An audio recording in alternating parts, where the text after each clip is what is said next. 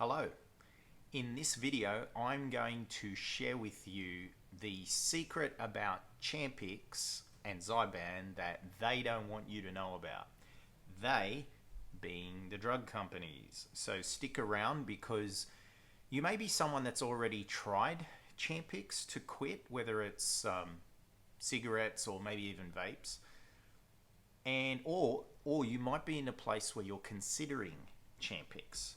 So this video may shock you a little bit, but please stick with me because you may not necessarily need a drug to get you off smoking. And maybe you already intuitively know this. Maybe there's already something in you that's like, that doesn't seem right. I've met a lot of smokers in my past that have never used any nicotine replacement because they just feel it's not the answer for them. They already have figured that out. But maybe you're one of those people that is considering Champix. So just something you need to be aware of before you try it.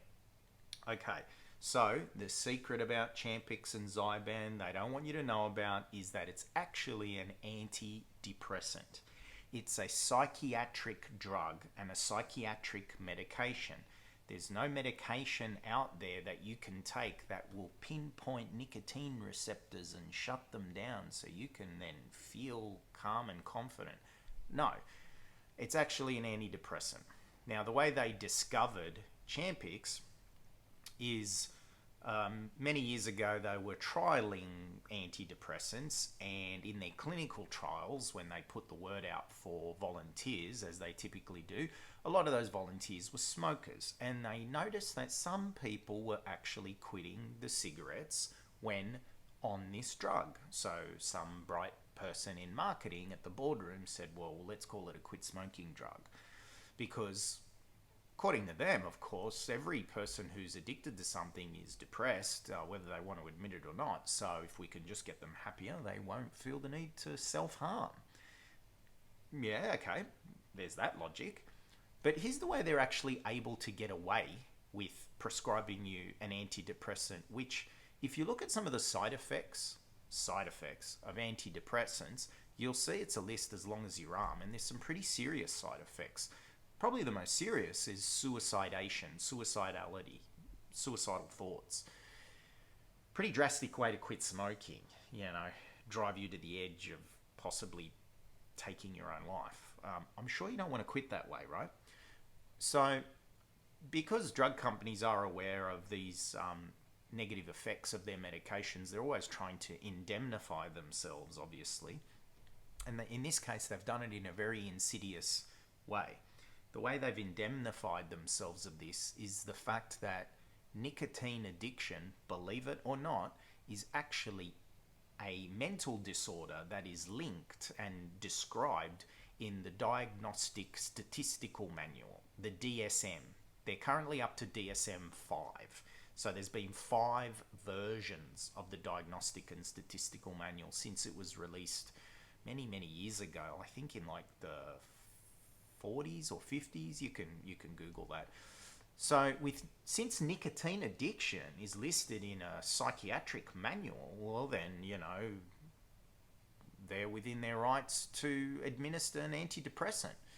And the reason I say side effects in inverted brackets is because they get you on the language. It's not a side effect, it's an effect of the drug.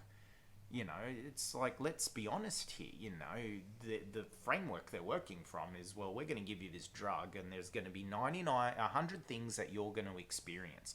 99 of those things are going to be side effects. You're just going to have to put up with them.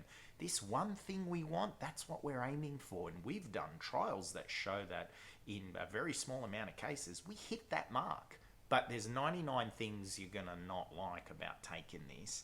They're side effects. No, they're effects. Let's be honest, eh?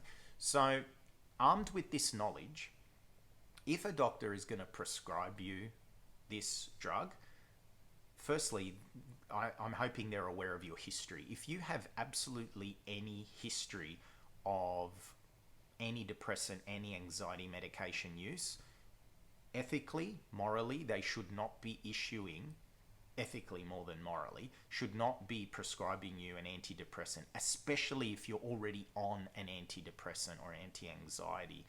Any GP that's worth their salt knows that it's an extremely dangerous thing to prescribe Champix when someone's already taking an antidepressant. So ask them that. Ask them, I've heard this is actually an antidepressant drug. Is that right? Is that true? They know you can go and find that information for yourself. So if they've got any sense, they'll tell you the truth. Some doctors, though, look, I'm not going to poo-poo them all. Some people have said to me, oh, my doctor, I asked for Champix. My doctor said, no, I'm not going to prescribe you that based on your history, your mental health history, blah, blah. Some are very good. Others, oh, yeah, take that. Come back and let me know how it's going, kind of thing. So just be very wary. I'm Nick from Quit With Nick. I've helped thousands of people quit with hypnotherapy. The kicker is I know you don't need any other drugs in your body to quit smoking, because I know smoking is mostly a psychological dependency. And when you use a psychological tool for a psychological problem, you're more likely to end the problem at its cause, right? And that's what hypnotherapy does. If you want to know more about my program, just go to quitwithnick.com.au. It's outlined there. If you want to speak to me, feel free to reach out, give me a call. But please remember this: if you're contemplating Champix, or if you've tried it in the past and you know what you felt, oh, that's why I felt that, yeah. All right, please share this video around with anyone who's thinking of quitting, especially if they're looking at considering Champix. To your health, I'm Nick from Quit With Nick. Take care. Bye.